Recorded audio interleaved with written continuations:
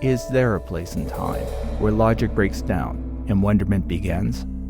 Could that be somewhere at some time along an infinite line between the reasonable and the highly unlikely? Join us on a journey into the improbable. Makeshift Stories presents episode 313, Solitude of the Deep Dark, read by Steve Peterson. Opening and closing theme by Matthew Erdman. Somewhere and sometime, the dangers at the bottom of the ocean may not be what you expect.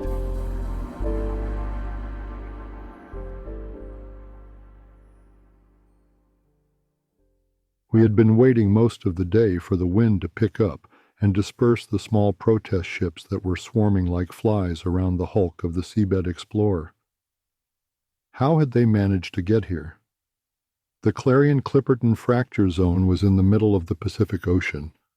One of the things that attracted me to the job was the opportunity to escape the chaos of a crowded, complex world. Many find comfort in the crowd, but that's not me. Instead, I enjoy isolation, and the protesters were ruining that as well as delaying my work. I didn't resent them, but Seabed Minerals, unlike other mining companies, wasn't dredging the ocean floor, scooping up everything else in the process. We used robots to selectively harvest the most mineral-rich manganese nodules lying about in the seabed, leaving the ecology intact. "Rohan, we're ready to launch," Ava Morals, Seabed's project manager, announced in my ear. I turned, looked up at the bridge 5 stories above, waved an acknowledgement, then clambered into the submersible. With a clank and the rasp of metal on metal, a technician dogged and sealed the hatch behind me, cutting me off from the world for the next 24 hours. Fans spun up, and the interior lights came on. I settled into the safety of my titanium cocoon, the only place I felt in control. My only concerns were depth pressure, power, and air, a limited number of variables. "Strapped in," I radioed, anxious to get going. There was a clunk, and the submersible began to rise, swinging sickeningly until the deckhand steadied it. Then it was over the side and down into the water, bobbing about until, bang, bang, one of the divers thumped on the hull. "Cable released. You're on internal power," Ava's voice crackled through the radio. Although technically my boss, after years of working together, Ava was also a friend. "Internal power confirmed. Everything is green. See you in a day," I replied. "Good luck, deep diver. Don't have too much fun down there." It was our usual banter. Ava was the only person I had ever told why I sought out the isolation of the deep. She knew my past and understood my need to be a lone wolf. At the beginning of my career, I had been a remote operator on a tightly knit, hard rock mining team, which ultimately ended in disaster after a cave-in. At the direction of our team leader, I had spent 2 weeks digging through rubble with a remote, only to be too late. Water doesn't suddenly come down on your head trapping you. Water is more predictable than rock. Ava was aware of the mine accident and understood my aversion to working in teams. It didn't bother her. She simply let me do the job, and I excelled at it, becoming one of the top deep-sea robotics experts in the industry. I opened the ballast, angled the hydroplanes, and the submersible slipped under the waves, leaving the explorer, the protesters, and the people who didn't understand me behind. "I've just sent you an update on the location of the malfunctioning harvesters," Ava radioed. "The closest one is 5 degrees to your port, about 1 click, at 5,300 meters. I'd like you to start there." That was its last reported location before it went offline. "Roger. Proceeding to first target."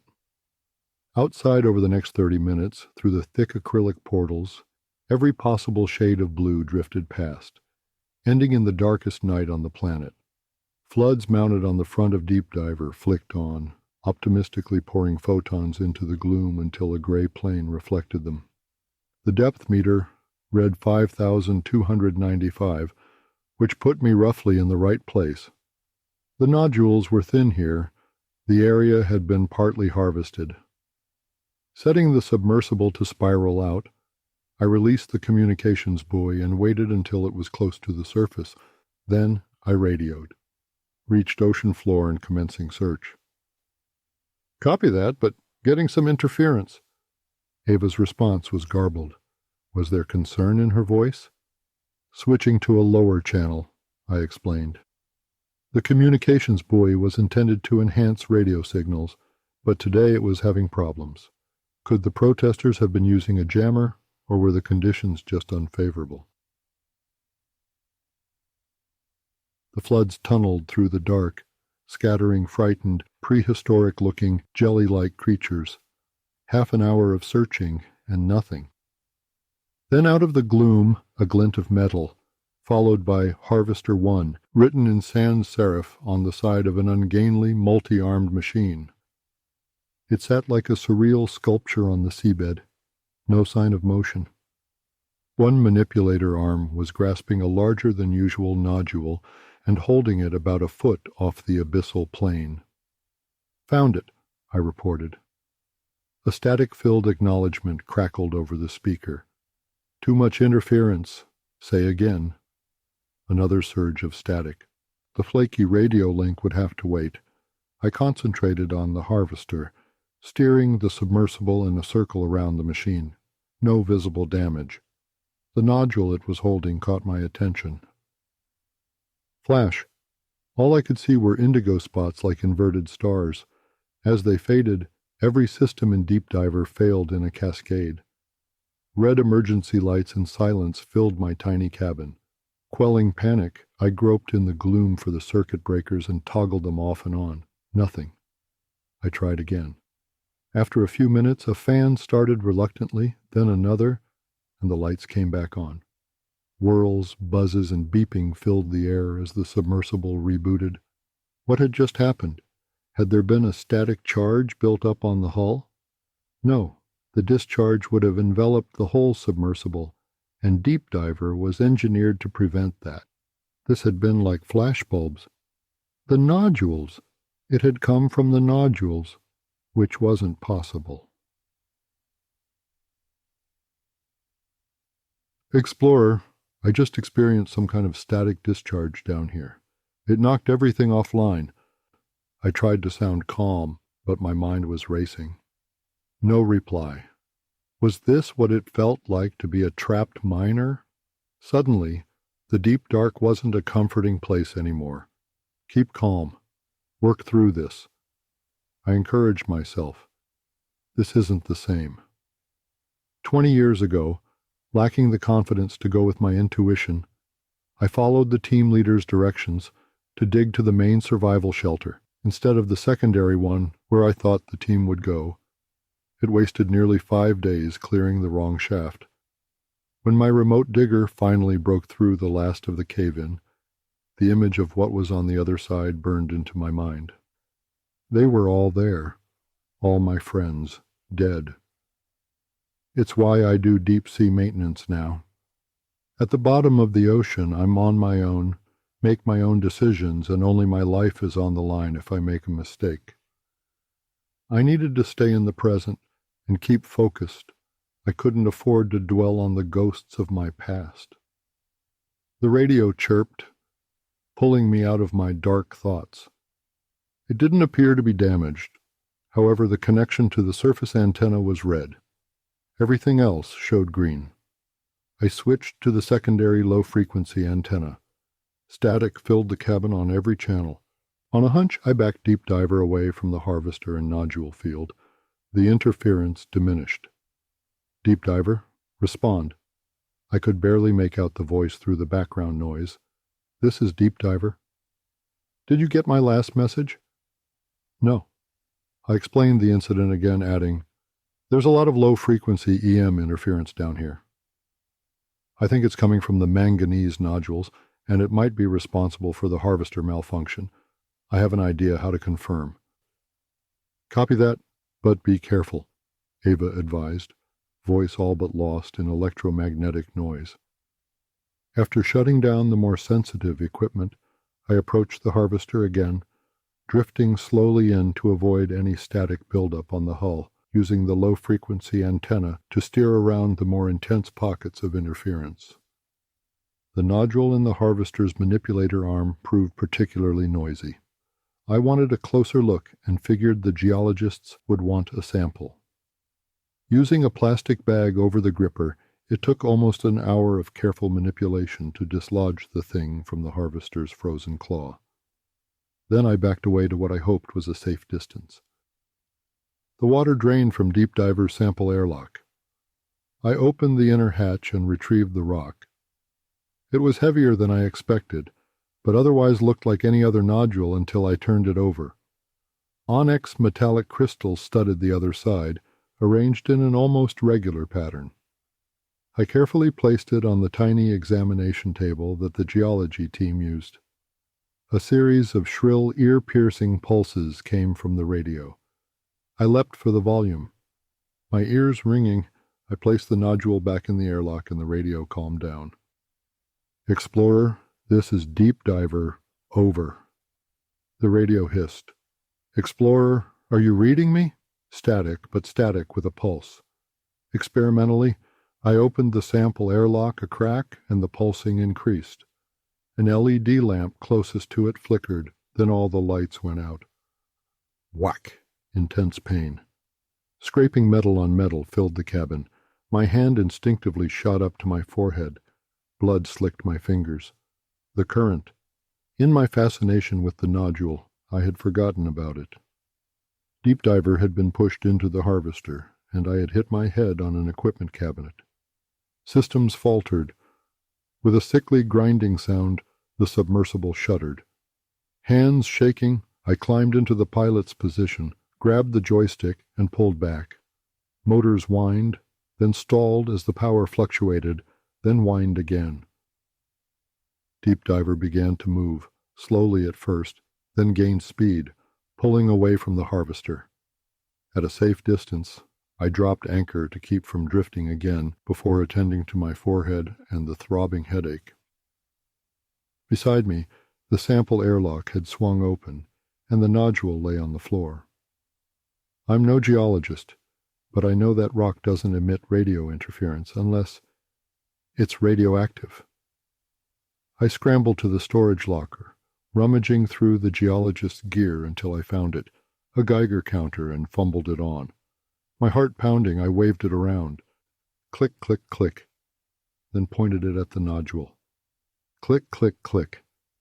No change. Letting out a breath I didn't realize I was holding, I deflated against the hull. What was going on with the nodules? The lump of minerals lay silently on the floor, unwilling to explain. In the background, a surge of static from the radio. The radio. Ava would be expecting me to fix the comms problem or surface.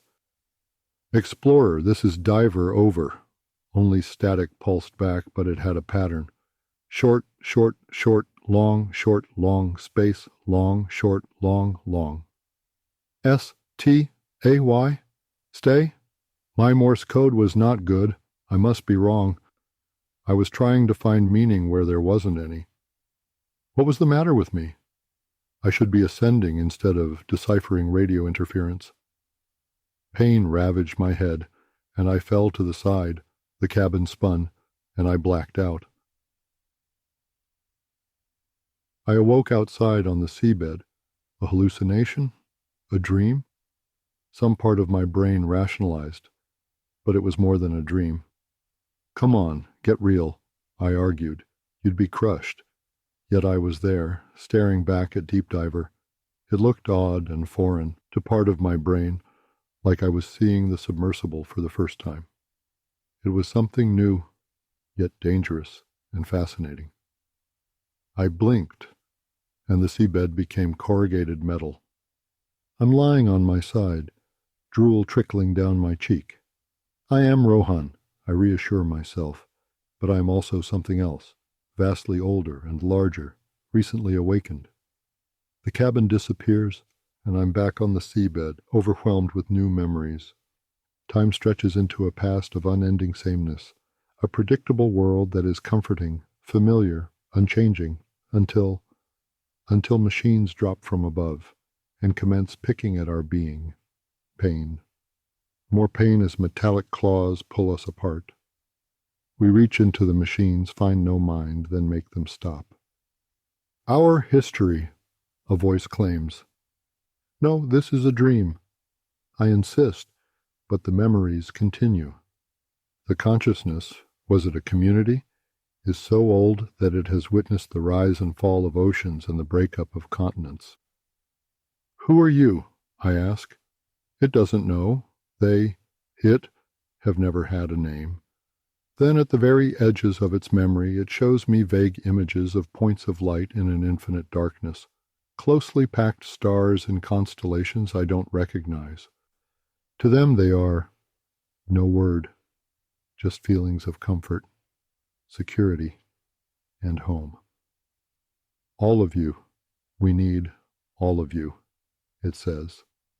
An image of the world above, a composite stitched together from my memories, appears in my head. I'm an opportunity they have been patiently waiting for in the eternal darkness. They seek to escape and colonize, like they did before. We will not allow ourselves to be trapped again, it explains. This is a dream, I repeat, just a dream. Something is shrieking in my ear. An alarm. Rolling onto my back, I open my eyes, our eyes. The lights are dim, but somehow too bright, and my head feels like someone took a hammer to it.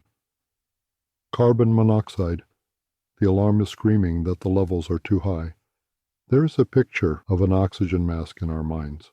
Confusion. Then, we roll in slow motion to the emergency kit.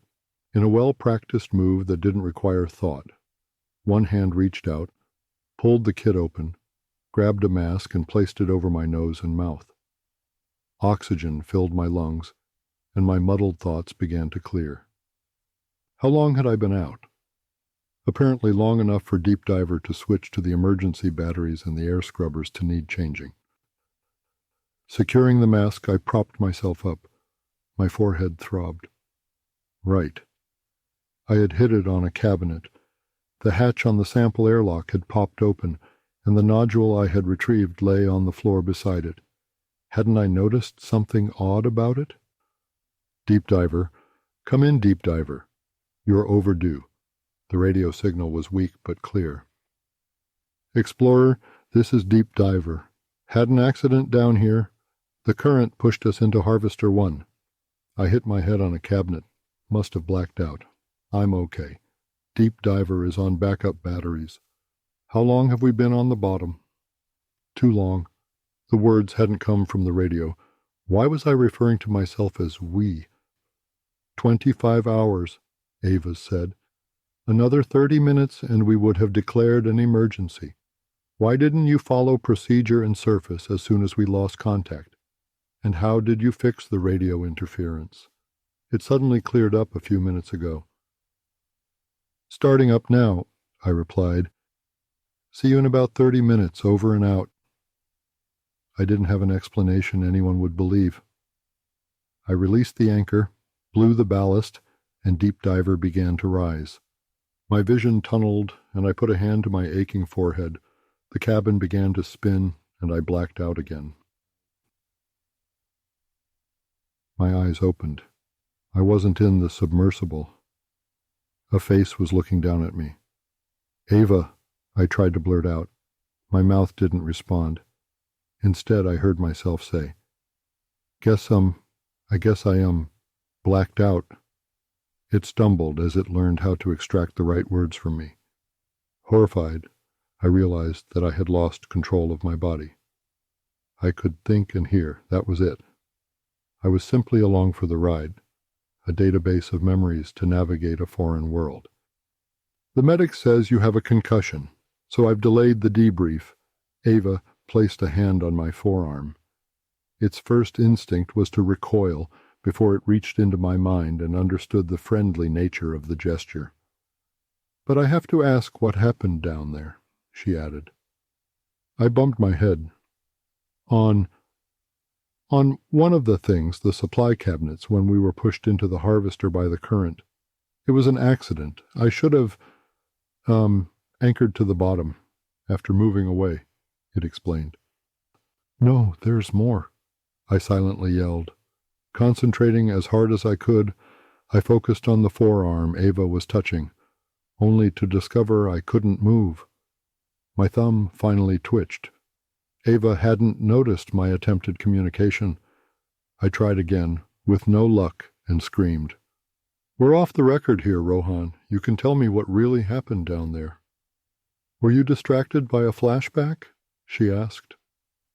I had admitted to Ava that I occasionally had them. However, I hadn't had an incident in 10 years.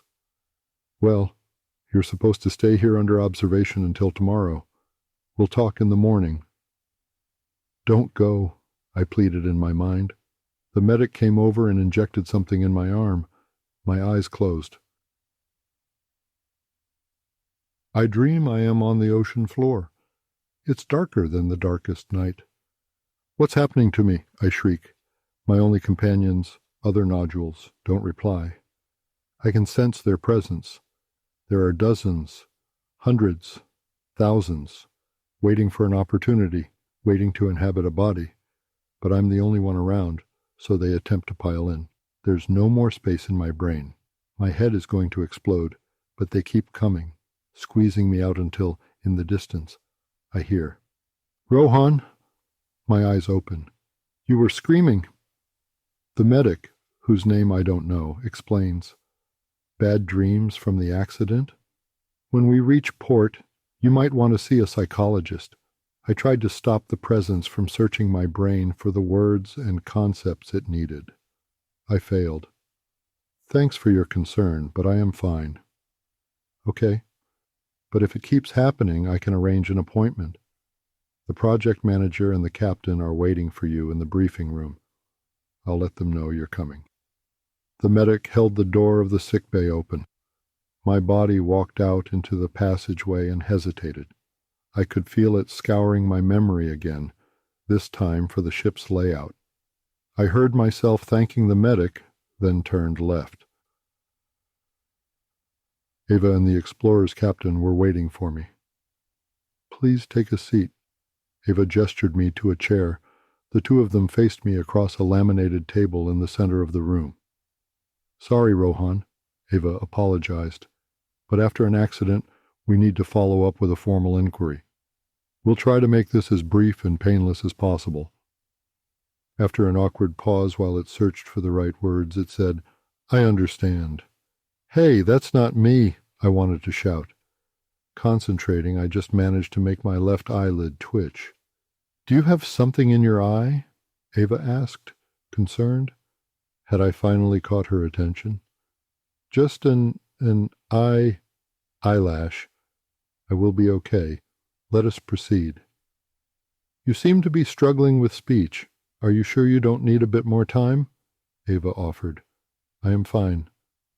I want to get this over with and get back to work. Sure, okay, Ava said, watching me for a moment, before opening a folder and reading. You stated that an underwater current pushed Deep Diver into the harvester. It nodded. Were you not aware of the current when you got to the seabed? Not at first. I knew she suspected I had a flashback episode. Under such circumstances, it's standard practice to anchor to the seabed if you need to hold position while performing another task, the captain pointed out. It didn't respond, and Ava glanced at the captain while it dug through my memories to assemble an answer. Finally, it said, when I first approached the harvester Deep Diver started to experience electronic interference that knocked out most of the sensors and controls. The release for the anchor was affected, so I was station holding with the impellers. They failed too. I tried to reboot the systems, but I didn't have enough time before the current pushed us into the harvester. So whatever knocked out the harvester affected Deep Diver? Ava suggested. I was certain she knew I was hiding something. Yes, it agreed, not noticing Ava's skepticism. Did you find out what was causing it? The captain asked.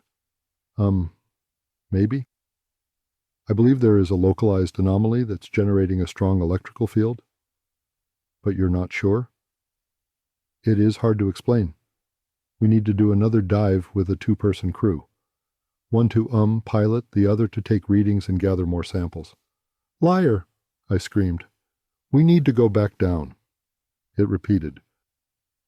Ava considered for a moment, then quietly consulted with the captain. Finally, he nodded. Okay, we'll have one of the geologists pilot. Panic. It squirmed, needing my hands. Ava noticed the unusual twitch. I should pilot. I know where the interference is worst, it insisted, eyes darting from the captain to Ava, pleading. No, no, don't trust it, I screamed. If the medic clears you, I'll act as your crew, Ava announced, closing the file. Ava rarely participated in a dive. What was she up to? Great, it said excitedly. Are you sure? The captain asked. Ava nodded. It was like a lucid nightmare. Ava and I boarded Deep Diver and descended to the bottom. To understand the extent of the problem, we'll need to take as many samples back as possible, it said, steering toward the nodule field. Now that we're alone, tell me what really happened, Rohan, Ava demanded. If you had a flashback, I won't say anything. It happens. We can work through it. I just need the truth. I didn't have an episode, it claimed. Look, the sooner we get this done, the sooner you'll have answers. Okay, I'll play along for now, but if I'm not happy with where you're going with this, you'll have to come clean. The samples will explain everything, it claimed. On my last dive, I used the low-frequency antenna to avoid the worst of the interference. We do the same again. My hands poked at the radio, and static filled the cabin. There it is, that low-end pulse. You can see it on the display. If that gets stronger, you tell me. So you're going to pilot, and I'm going to monitor the radio and the other electronics, Ava confirmed. Something like that. No, hit emergency ascent, I pleaded, but this time I couldn't even make an eyelid twitch. It was stronger down here amongst its community. Through it I could sense them beyond the hull, waiting for their chance to escape. Now you comprehend what's at stake, it said to me, placing the words in my mind. That's the real reason for this dive. You want to infect Ava, then bring more of you to the surface to spread your colony. I can't let that happen. How are you going to stop me? It immediately realized its mistake. It had said that out loud. Stop what? Ava was suddenly alert. You're not making sense, Rohan. My parasitic invader didn't respond. Instead, it suddenly accelerated Deep Diver, heading straight for the nodule field. Reaching out with its mind, it exuded reassurance that their moment had finally arrived. A smile formed on my lips. I'm going to bring the first, sample on board. I'd like to show you something I found on the last dive. Ava's hand edged toward the emergency ascent button. It noticed and shifted, blocking her. You need to touch it. Then you'll understand. Ava tensed. Understand what? You're acting strange. This dive was a bad idea. No, it's exactly what needed to happen. My hands took the controls for Deep Diver's robotic arms, and I watched helplessly as it manipulated a nodule into the sample collection tray. Rohan, stop, Ava demanded. We're surfacing. She tried to slam the emergency ascent. Before she could, it let go of the arm controls, grabbed Ava, and shoved her against a bulkhead. With the speed of a cat, Ava pulled a needle from a pouch on her belt and plunged it into my arm. What? It looked at the needle in surprise. It's for your own good, Ava apologized. It's a fast-acting sedative. I had the medic prepare it, just in case. Rohan, you've been acting strange since your accident. Now you're irrational. I'll do everything I can to help you keep your job, but you need to level with me. What happened to you? I felt the drug move through my veins, my thoughts becoming sluggish. However, it didn't seem to affect my invader. Ava pulled away, confused. You should be flat on your back. Ding. The sample airlock automatically opened. My hand started for it. Ava grabbed my arm. It was like watching a horror movie unfold. I knew the ending before it happened, and there was no choice but to watch. It grabbed the nodule, dripping with seawater. Ava struggled and managed to squirm away, but it quickly pinned her down. Rohan, she screamed. Please stop. It pressed the nodule against her skull. Her eyes widened. You're in my head. How? No, get out. I won't let you. Ava collapsed onto the deck plates and twitched. Next, it placed the nodule against my head, and I was swept out of my body. Deep divers' floods floated above, marking the spot where it had dropped me. But I wasn't alone. Ava reached out. Rohan? Rohan, where are we? What happened? I shared my memories. At first, Ava didn't believe me and tried to will herself awake. After a while, she gave up, descending into despair. Someone will figure out what's happened, I assured. Helplessly, we watched as the seabed was cleared of nodules, and finally, the last harvester, its collection baskets full, rose to the surface, leaving us alone in the deep dark. Hours, possibly days, passed before I felt its presence again. Deep Diver, its floods cutting holes in the dark, had returned, dropping nodules back onto the seabed. Dozens of confused voices flooded my mind. The captain, the medic, along with the rest of the crew. It shared a memory with me. It stood on the bridge of the Explorer, watching cranes swing the nodules onto the decks of waiting ships. The crew handled them with bare hands, laughing and shouting over the roar of the engines as each reached out to infect a new host. Colonization had begun.